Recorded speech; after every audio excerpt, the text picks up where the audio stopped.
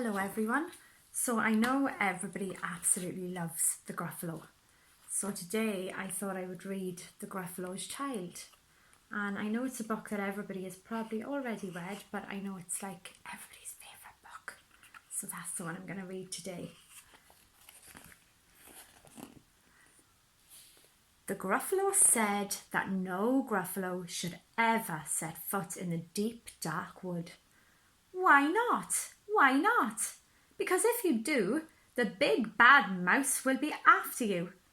I met him once, said the Gruffalo. I met him a long time ago. What does he look like? Tell us, Dad. Is he terribly big and terribly bad? I can't quite remember, the Gruffalo said. Then he thought for a minute and scratched his head. The big bad mouse is terribly strong, and his scaly tail is terribly long. His eyes are like pools of terrible fire, and his terrible whiskers are tougher than wire. One snowy night when the Gruffalo snored, the Gruffalo's child was feeling bored. The Gruffalo's child was feeling brave, so he tiptoed out of the Gruffalo cave. The snow fell fast and the wind blew wild. Into the wood went the Gruffalo's child. Ah, oh, a tail in the snow! Whose is this tail and where does it go? A tail poked out of a log pile house. Could this be the tail of the big bad mouse? There's the tail. Out slid the creature, his eyes were small, and he didn't have whiskers, no, none at all. You're the mouse! No, I said the snake. He's down by the lake eating Gruffalo cake. The snow fell fast and the wind blew wild. I'm not scared, said the Gruffalo's child. Ah, oh, marks in the snow. Whose are these claw marks? Where do they go? Two eyes gleamed out of the treetop house. Could these be the eyes of the big bad mouse?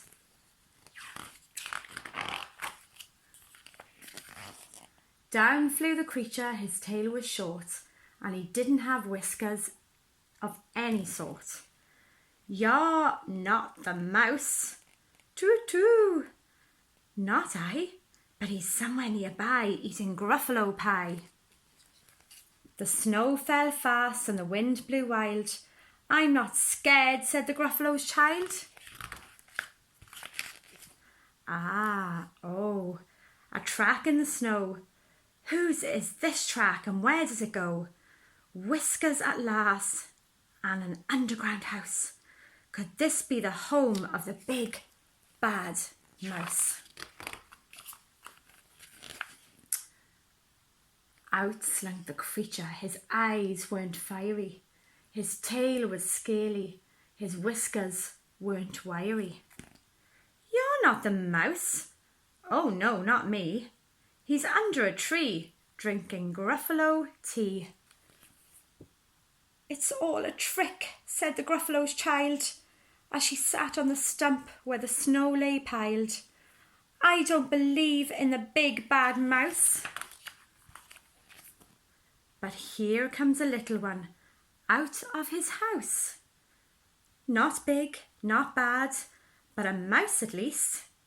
You'll taste good as a midnight feast. Wait, said the mouse, before you eat, there's a friend of mine that you ought to meet.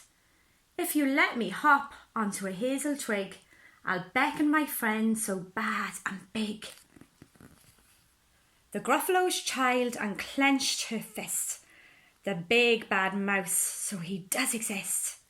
The mouse hopped into the hazel tree. He beckoned then said, just wait and see. Out came the moon, it was bright and round. A terrible shadow fell onto the ground. Who is this creature so big, bad and strong? His tail and his whiskers are terribly long. His ears are enormous, and over his shoulder he carries a nut as big as a boulder. The big bad mouse, yelled the Gruffalo's child. The mouse jumped down from the twig and smiled. Ah, oh, prints in the snow.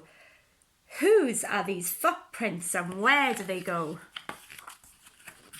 The footprints led to the Gruffalo's cave, where the Gruffalo's child was a bit less brave. The Gruffalo's child was a bit less bored. And the Gruffalo snored and snored and snored.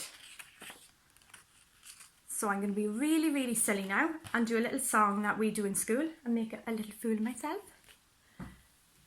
He's got knobbly knees and turned up toes and a poisonous wart at the end of his nose. He's the Gruffalo, Gruffalo, Gruffalo. He's the Gruffalo.